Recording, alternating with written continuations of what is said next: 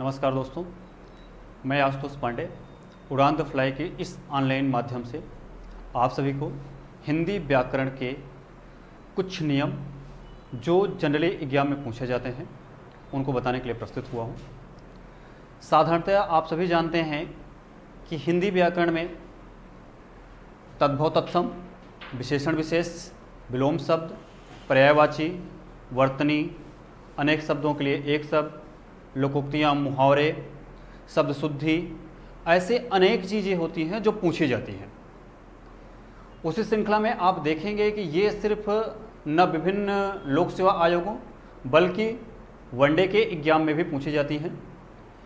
अभी रिसेंट में आप देखेंगे कि आज से 20-25 दिन बाद ARO का एग्ज़ाम होने जा रहा है। इस पेंडेमिक के दौर में किसी को भी पढ़ने का मौका नहीं मिला। आप सभी जानते हैं कि वहाँ पे 60 नंबर के हिंदी के क्वेश्चन ऑब्जेक्टिव पूछे जाते हैं और सबसे बड़ी विद्यार्थियों की समस्या ये होती है कि कैसे उन ऑब्जेक्टिव में से सही शब्दों का चयन किया जाए। इन सही शब्दों के चयन के लिए हिंदी भाषा में कुछ व्याकरण है, कुछ नियम हैं। उन्हीं व्याकरण नियमों को कुछ ट्रिक के माध्यम से मैं आपको बताने का प्रयास करूंगा और कोशिश करूंगा कि ये जो 6 टॉपिक हैं, तद्भव तत्सम, विशेषण विशेष, विलोम, पर्यायवाची, वर्तनी, अनेक शब्दों के लिए एक शब्द, इनमें से आपको कम से कम 50+ मार्क्स जरूर मिल जाए। क्योंकि ये 6 खंड हैं और ये 6 खंड 10-10 नंबर के होते हैं। इन 10-10 नंबर में से अब मेरा पूरा प्रयास रहेगा और आप लोगों का भी सहयोग चाहूँगा कि आप जब इस वीडियो को देखें तो ध्यान से देखें और उन नियमों को सुनने और समझने का प्रयास करें और अपने दिमाग में बैठा लें कि ये ऐसे ही होगा। चूँकि ऑब्जेक्टिव क्वेश्चंस आते हैं तो इनके सही होने की संभावना बढ़ जाती है। सिर्फ हमें नियमों को अच्छी तरह से देख लेना है, सुन लेना है और पढ़ लेना है। इसी श्रृंखला में आज मैं सबसे पहले आपको तत्सम और तद्भव शब्दों को बताने जा रहा हूं। देखिए, तत्सम मतलब तत् धन सम। आप सभी ने संधि विच्छेद पढ़ा होगा, नहीं पढ़ा होगा तो अपनी अगली क्लासों में देखेंगे और उसको भी सरल तरीके से देखने का प्रयास करेंगे किस तरह से संधि विच्छेद सरल से सरलतम तरीके से किया जा सकता है। तो तत्सम में तत् धन सम, तत् मीन्स होता है उसका और सम मतलब होता है समान। किसके समान? संस्कृत के समान। यानी कि तत्सम शब्द वो हैं जो संस्कृत भाषा से बिना किसी परिवर्तन के सीधे हिंदी भाषा में आ गए हैं और ज्यों के त्यों प्रयुक्त होते हैं। दूसरे शब्दों में हम कहें तो संस्कृत के वे शब्द जो यथावत हिंदी में लिए गए हैं तत्सम शब्द कहलाते हैं। और आजकल हिंदी में जो संस्कृत से सीधे लिए गए शब्द प्रयोग किए जाते हैं उन्हीं को बहुधा प्रयोग किया जा रहा है और शुद्ध हिंदी के शब्द माने जाते हैं। जैसे आप देखेंगे कि अग्नि है, वायु है, सूर्य है, पुत्र है, वर्षा है, श्लोक, कई सारे ऐसे शब्द हैं जो सीधे से संस्कृत से हिंदी में आ गए हैं। अब ऐसी क्या चीज़ हुई कि ये संस्कृत से हिंदी में आ गए? जब हम आगे के क्लास में पढ़ेंगे कि आखिर कैसे भाषा का विकास हुआ तो आप देखेंगे कि जो सबसे पहले भारतवर्ष में लेखनी की शैली प्राप्त होती है या यूं कहें कि जो सबसे प्राचीन लिखित सामग्री प्राप्त होती है वे है वेद। अब वेद किस में लिखे गए हैं? संस्कृत में।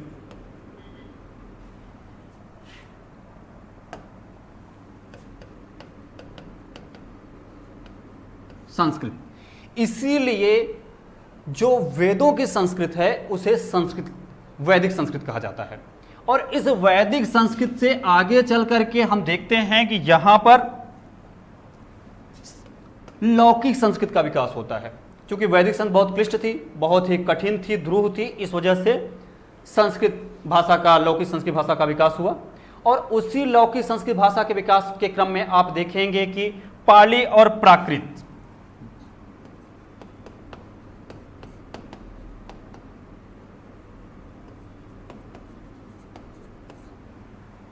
जब हिंदी भाषा का विकास देखेंगे तो आप इसी क्रम में देखेंगे कि पाली और प्राकृत में लेखन स्टार्ट हुआ। पाली मोस्टली आप देखेंगे कि गौतम बुद्ध जी के द्वारा प्रयोग किया गया और प्राकृत जैन धर्म के द्वारा। और इसी पाली प्राकृत से फिर से थोड़ा सा आप आगे बढ़ेंगे तो आप यहाँ पर देखेंगे कि इसी से अपभ्रंश का विकास हुआ। अब वो अपभ्रंश ही आगे चल करके भ्रष्ट भाषा, और ये एक तरह से इन्हीं शब्दों से तद्भव शब्दों का विकास हुआ जो आम बोलचाल की भाषा में प्रयोग किए जाते हैं।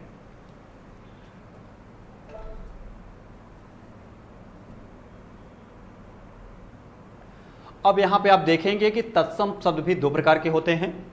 परंपरागत तत्सम शब्द, जो शब्द संस्कृत वाङ्मय में उपलब्ध हैं, परंपरागत तत्सम शब्द कहलाते हैं। हमने जिनकी सीधी बात की कि जो पहले से ही संस्कृत वाङ्मय में जिनका प्रयोग किया जा रहा है वो कैसे हैं, परंपरागत तत्सम शब्द हैं। दूसरे प्रकार के जो तत्सम शब्द होते हैं वो निर्मित तत्सम शब्द, यानी किन्हीं से दूसरे रूप में उसका निर्माण हो जाए। तो आप देखेंगे कि कुछ शब्दों को गढ़ लिया गया जो कि हिंदी भाषा में संस्कृत से मिलते जुलते आ गए। तो ऐसे जो शब्द नए विचारों और व्यापारों के अभिव्यक्ति करने के लिए संस्कृत के व्याकरण के अनुसार समय समय पर बना लिए गए, वो निर्मित तत्सम शब्द कहलाते हैं।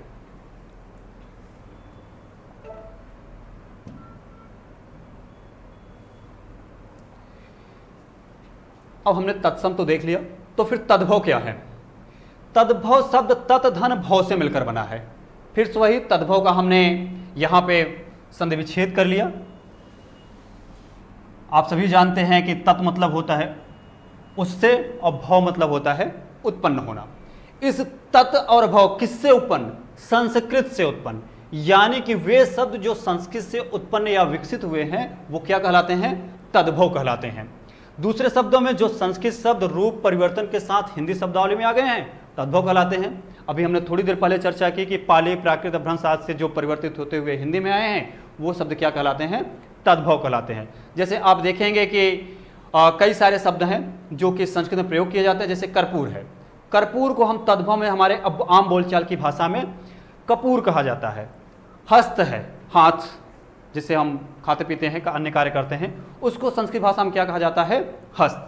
अब ऐसे ही तत्सम और तद्भव शब्दों को पहचानने के लिए कुछ नियम हैं। उन नियमों की अगर हम चर्चा करें तो यहाँ पर देखते हैं कि आखिर ऐसे क्या नियम हैं, ऐसे कौन से तथ्य हैं जिसके आधार पर हम ये पहचान सकते हैं कि ये शब्द संस्कृत के हैं और ये शब्द आगे विकसित होकर के अपभ्रंश या तद्भव के रूप में हमें दिखाई पड़ते हैं। तो सामान्य तौर पे आप ये कह सकते हैं कि यहाँ पे कुछ चीजें आपको दिखाई पड़ेंगी।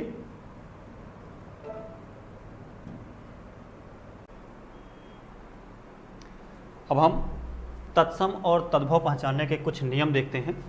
जैसे आप देखेंगे कि छ और त्र वाले शब्द प्राय तत्सम और ख और छतरी वाले जो छ है वो शब्द तद्भव होते हैं। अब आप कहेंगे कि ये कैसे हम मान लें कि ये होते हैं, तो इसके लिए कुछ उदाहरण हैं। जैसे आप देखेंगे छतरी वाला जो छ है वो क्षीर क्या है? तत्सम है, और वो छ वाला ये किस में बदल गया? खीर। यानी कि आपको एक चीज़ और दिखाई पड़ेगा, ये छ जो आपके पास है ये तद्भव में या तो ख में परिवर्तित हो जाता है या तो छतरी वाले छ में परिवर्तित हो जाता है। तो जहाँ पे भी आपको ख से या छतरी वाले छ वाले शब्द दिखाई पड़े वो क्या हो जाएंगे? तद्भव। और जहाँ पे छतरी वाला छ दिखाई पड़े आपको वो क्या हो जाएगा? तत्सम। जैसे क्षीर खीर, अक्षर अक्षर, परीक्षा परीक्षा, साक्षी सखी, अच्छी आंख। अब यहां पर आपको एक शब्द दिखाई पड़ गया, हालांकि छ से ख ही है लेकिन यहां पे चंद्रबिंदु है।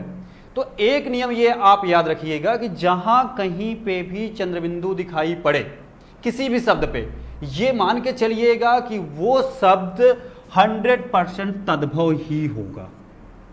कहीं पे भी आपको चंद्रबिंदु दिखाई पड़ जाए वो क्या होगा? आपका तद्भव होगा। और जहां पे छ या त्र से शब्द आपको दिखाई पड़ जाए वो क्या होगा?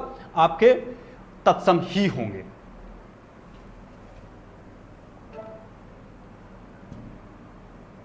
कुछ और उदाहरण हम देखते हैं।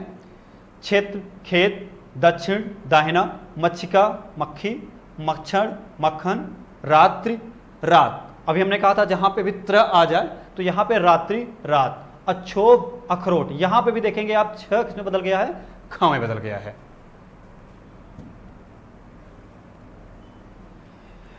नियम 2, प्रायः तद्भव में ब और तत्सम में व होता है। तो जहां कहीं भी आपको बीच में कोई वर्ड दिखाई पड़ जाए या शुरुआत में दिखाई पड़ जाए कि वहां पे व है, खास तौर से आप शुरुआत में ही देखिए कि अगर कहीं पे भी अगर जहां पे हम संधि विच्छेद कर सकते हैं उसके पहले वाले शब्द जो भी दिखाई पड़े, जैसे आपको यहाँ पे दिखाई पड़ रहा है वणिक, तो वणिक किससे स्टार्ट हो रहा है? व से। वर्षा, वर्षा किससे स्टार्ट हो रहा है? व से। वक, वक किससे स्टार्ट हो रहा है? व से। वर यात्रा किससे स्टार्ट हो रहा है? व से। तो ये जितने भी शब्द व से स्टार्ट होंगे या शुरू होंगे वो क्या होंगे? तत्सम होंगे। लेकिन वही शब्द परिवर्तित होकर के किसमें हो जाएंगे जब ब में, तो वो क्या हो जाएंगे? तद्भव। जैसे वणिक का तद्भव बनिया, वर्षा का बरसात, वक का बगुला, वर यात्रा का ब्याह, वानर का बंदर। अब इस तरह से आप देखेंगे कि जहां पे भी व हो वो क्या है? तत्सम, और जहां कहीं पे भी ब हो वो क्या होता है? तद्भव। ये प्राय होते हैं, ये कोई 100% नहीं है, कुछ अपवाद भी हैं जो कि जब मैं आपको एक्सरसाइज करवाऊंगा तो उसमें बताऊंगा कि ये अपवाद कहां कहां पर दिखाई पड़ते हैं।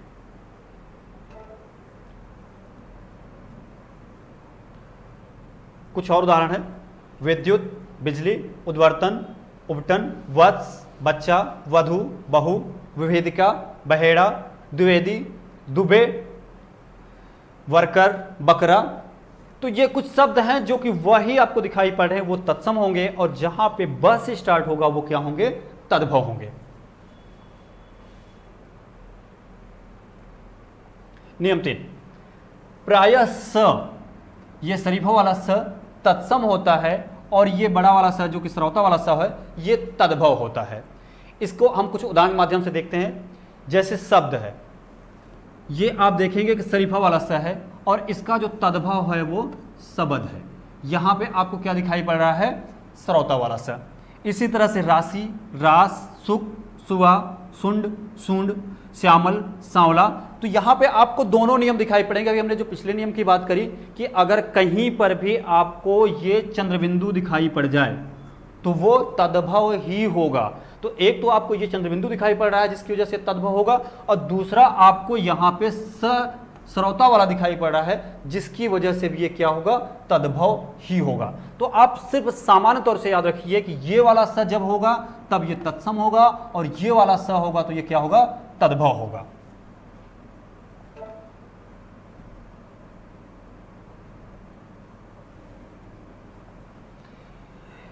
नियम 4, री और र के रूप तत्सम होते हैं। री का तात्पर्य यहां पे है कि जहां पे भी ये वाला दिखाई पड़ जाए, जैसे गृह है, घृत है, तो जहां पे भी आपको ये दिखाई पड़ जाए वो क्या है? री वाला है। अब आप कहेंगे र की बात हम नहीं कर रहे, र शब्द है यानी कि व्यंजन है, व्यंजन की हम बात नहीं कर रहे हैं, हम कर रहे हैं र के रूप। अब र के रूप कौन कौन से होते हैं ये भी जानना लेना जरूरी है। जैसे आप देखेंगे र का रूप होता है एक ये, आप लोग कहते हैं कि ये उड़नता र। र का रूप एक ये भी होता है ये, जैसे आप लोग क्या कहते हैं, इसको कोई वर्ड मान लीजिए हम लिखते हैं ग्रह। एक र का रूप और क्या होता है ये, जैसे क्या लिखते हैं? उष्ट्र।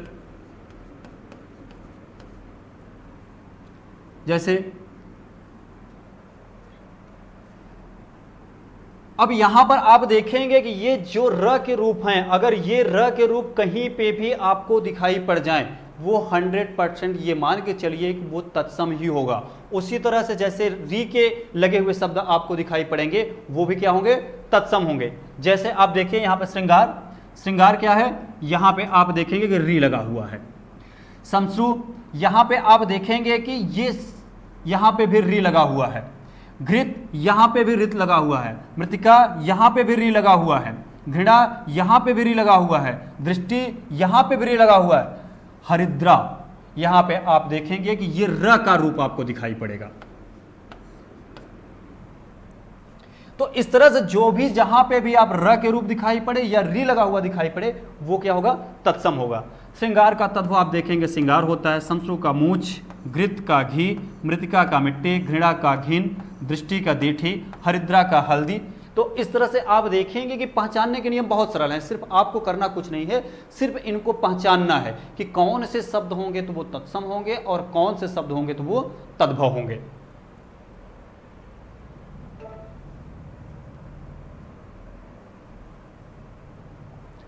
हमने शुरू में ही बात करी कि कुछ शब्द ऐसे हैं जो सीधे संस्कृत में भी उसी तरह से प्रयोग किए जाते हैं और हिंदी में भी प्रयोग किए जाते हैं। जैसे कर्पूर, कपूर, ज्येष्ठ, ज्येष्ठ, तो ये कर्पूर और कर्पूरः इसमें कोई बहुत अंतर नहीं है, सिर्फ आप इसमें देखेंगे तो विसर्ग का अंतर है।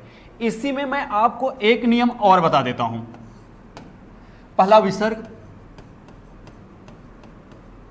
और दूसरा अनुस्वार।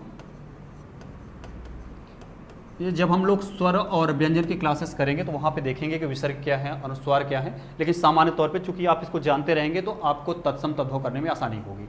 तो यहां पे आप देखेंगे कि विसर्ग जो होता है वो 2 बिंदियां लगाई जाती हैं सामने, और अनुस्वार में 1 बिंदी ऊपर।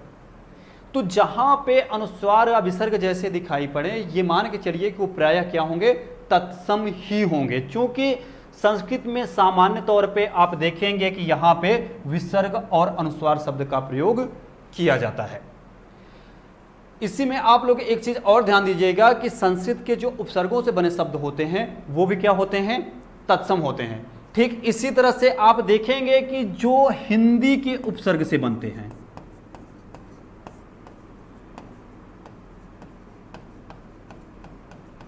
हिंदी के उपसर्ग से बनने वाले जितने भी शब्द होते हैं वो तद्भव होते हैं। हमने देखा कि चूंकि संस्कृत का जो है उपसर्ग, चूंकि संस्कृत स्वयं अपने आप में तत्सम है, तो उससे बनने वाले उपसर्ग सारे के सारे क्या होंगे, तत्सम होंगे। हिंदी से लेकिन जैसे ही उपसर्ग बनेंगे वो क्या कहलाएंगे, तद्भव कहलाएंगे। इनके साथ ही साथ आप देखेंगे कि हिंदी की जो क्रियाएं हैं,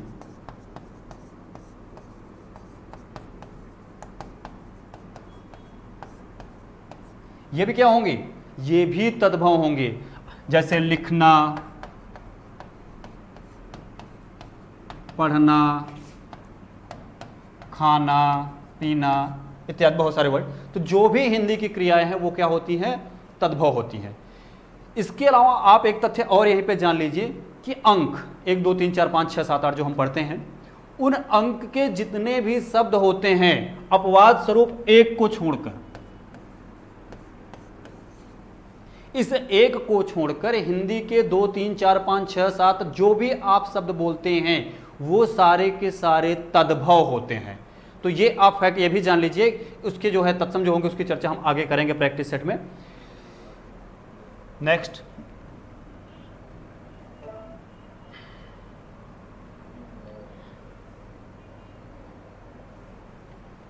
प्रायः य श श वाले शब्द तत्सम होते हैं और ज स घ वाले शब्द क्या होते हैं, तद्भव होते हैं। आप देखेंगे कि जैसे अब हमने कहा कि य श ख वाले शब्द क्या होते हैं, तत्सम होते हैं, और ज स घ वाले शब्द क्या होते हैं, तद्भव होते हैं। जैसे देखिए यहां पे आपको दिखाई पड़ेगा गोधूम, यहां पे क्या है, गेहूं। अभी हमने थोड़ी देर पहले चर्चा करी थी कि जहां पे भी चंद्रबिंदु आएगा क्या होगा, तद्भव होगा। गांव, हमने थोड़ी देर पहले चर्चा करी थी कि यहां पे क्या हो जाएगा, अगर चंद्रबिंदु आता है तो तद्भव। ग्राम, यहां पे हमने र के रूप देखे थे कि जहां पे भी आपको र के रूप दिखाई पड़ेंगे वो क्या होंगे, तत्सम होंगे। युग, अब हमने आपसे क्या कहा कि प्रायः य वाले शब्द जो स्टार्ट होंगे, शुरू होंगे, वो क्या होंगे, तत्सम होंगे। साथ ही आपसे कहा कि जो ज से शब्द स्टार्ट होंगे वो क्या होंगे, तद्भव। युवा, युवा किससे स्टार्ट हो रहा है, य से। जवान, ये किससे स्टार्ट हो रहा है, ज से। तो जितने भी य से स्टार्ट होंगे शब्द वो तत्सम होंगे और जो ज से स्टार्ट होंगे वो क्या होंगे, तद्भव होंगे। इसी तरह हमने कहा कि आपसे ये षटकोण वाला, षष्ठ, आशीष, शेष, जहां पे भी ये शब्द आपको दिखाई पड़े वो क्या होंगे, तत्सम होंगे। यहां पे क्या है, छठा। अभी हमने आपसे थोड़ी देर पहले कहा था कि हिंदी में जितने भी अंक दिखाई पड़ेंगे वो सारे क्या होंगे, तद्भव होंगे। तो यहां पे आपको दिखाई पड़ रहा है आशीष का आशीष, शिष्य का शिष्य। इसी तरह से आप देखेंगे कि कई सारे शब्द ऐसे होते हैं, ये कोई नियम नहीं है, इस बात को आप मान के चलिएगा। प्रायः मैंने कहा है ये 100% सत्य नहीं होते हैं, कुछ अपवाद हैं, उन अपवादों की चर्चा हम लोग करेंगे, लेकिन वो आपके आने वाले एक्सरसाइज क्लासेस में करेंगे। तो यहाँ पे लेकिन प्रायः ऐसा हम देखते हैं कि जहाँ पे ज स वाले शब्द दिखाई पड़ते हैं, घ में कुछ अपवाद भी दिखाई पड़ते हैं, जैसे आपको घी भी दिखाई पड़ेगा, घृत भी दिखाई पड़ेगा। तो यहाँ पे कुछ अपवाद हैं, उन अपवादों की चर्चा हम बाद में करेंगे।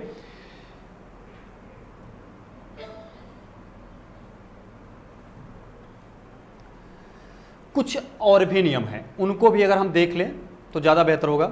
जैसे आप देखेंगे कि कुछ शब्द ऐसे होते हैं जैसे स्ट,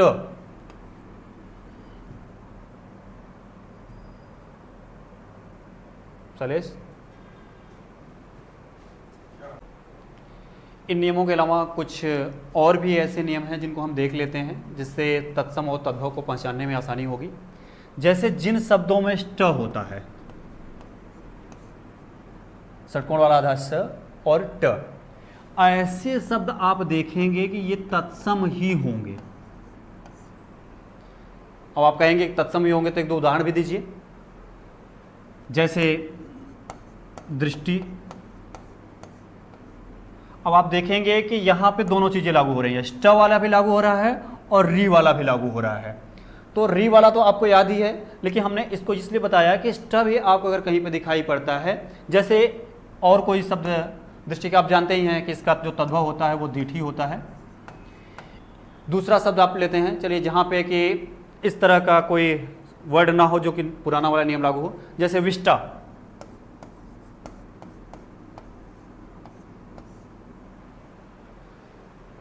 विष्टा, विष्टा मतलब होता है, हम आम बोलचाल की भाषा में से प्रयोग करते हैं बीट, ऊपर से कबूतर या कोई पक्षी कर देता है जो गंदा, उसे हम क्या कहते हैं, बीट, और उसका जो तत्सम होता है वो क्या होता है, विष्टा। तो इस विष्टा में अब एक चीज और आप देखिए कि यहां पे आपको व भी मिल रहा है, यानी कि वो पुराना वाला नियम जिसको हमने कहा था कि व से जो शब्द शुरू होंगे वो क्या होंगे, तत्सम होंगे, और जो ब से शुरू होंगे वो क्या होंगे, तद्भव होंगे। तो आपको ष्ट के अलावा व भी मिल रहा है। तीसरा देखते हैं कुछ एक और उदाहरण और, जैसे इष्ट है, इष्टिका भी इसको बोलते हैं कभी कभी, इसका मतलब होता है ईंट। अब यहां पे आप देखेंगे कि ये स्ट यहां पे भी लगा हुआ है। एक और उदाहरण और देखते हैं, जैसे कोष्ठ, कोटा होता है इसका मतलब। अब देखिए कोटा हम आम बोलचाल की भाषा में बोलते हैं, ये तद्भव है, और कोष्ठ क्या है, तत्सम है। अब यहां पर आप देखेंगे कि यहां पे भी स्ट, यहां पे भी स्ट, यहां पे भी स्ट, यहां पे भी स्ट, यानी कि जहां पे भी आपको स्ट शब्द दिखाई पड़ जाए वो तत्सम ही होगा। एक नियम और देख लेते हैं, जहां पे आपको डबल ट दिखाई पड़ जाए, दो बार ट, वो भी तत्सम ही होगा। आप देखेंगे बहुत सारे एग्जाम में पूछ लेता है कि टिटहरी का तत्सम क्या होगा, तो टिटहरी को बोलते हैं टिट्टिव, टिट्टिव।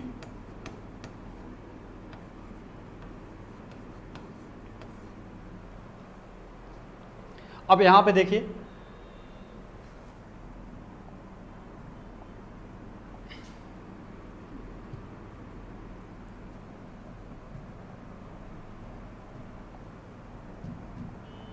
टिटहरी, टिटहरी के अलावा आपको दिखाई पड़ेगा और भी कुछ शब्द लेते हैं, जैसे मान लीजिए कि सुघट,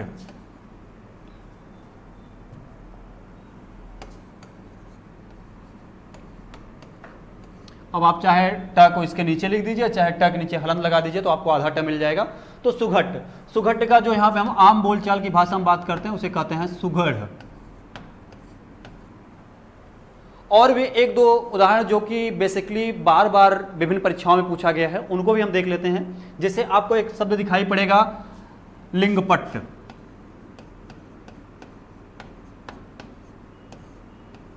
लिंगपट, लिंगपट को हम आम बोलचाल की भाषा में लंगोट बोलते हैं।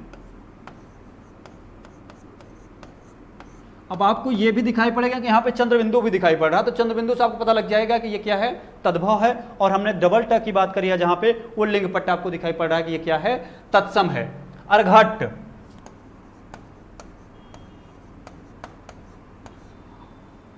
अर्घट का जो आपको यहां पर तद्भव दिखाई पड़ेगा वो है रहट। तो आप देखेंगे कि यहां पे जहां पे भी डबल ट दिखाई पड़ रहा है वो भी क्या है, तत्सम ही है। कुल मिलाकर के ये 6, 7, 8 नियम हैं जिनको बेसिकली आपको पढ़ लेना है, याद कर लेना है। इन नियमों को याद करने से मुझे लगता है कि आपके कम से कम 10 में से 8, 9 तो निश्चित तौर पे ही आपके तत्सम और तद्भव सही हो जाएंगे। मुझे लगता है कि अगर आप लोगों को मेरी क्लासेस अच्छी लगती हैं तो आप लोग लाइक और शेयर जरूर कीजिएगा। Thank you.